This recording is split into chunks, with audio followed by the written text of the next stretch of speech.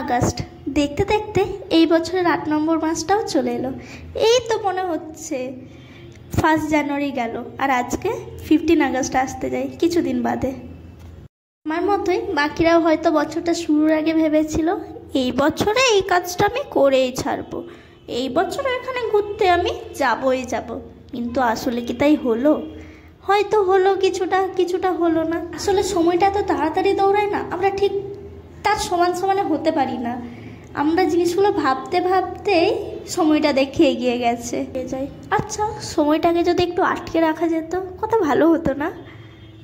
আর হাতে গোনা কয়েকদিন পর দুর্গাপুজো, তারপর কালী পুজো, ব্যাস বছরটা শেষ, আবার নতুন বছর শুরু, আবার নতুন ভাবনা চিন্তা কল্পনা, ব্যাস আবার এইভাবেই বছরগুলো দিনগুলো সব পেরিয়ে যাবে।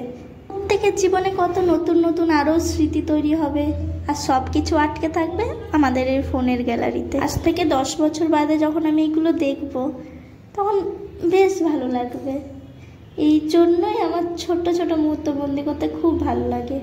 ভালো হোক বা তাতে কি যায় আসে, জীবনটাই তো ভালো খারাপ সব মিশিয়ে।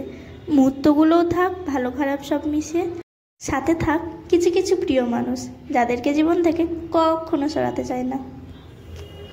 তাহলে আজকে আমি যাই, টাটা। আর এটাতে কি রাখলাম অন্য কোনো ভিডিওতে দেখাবো।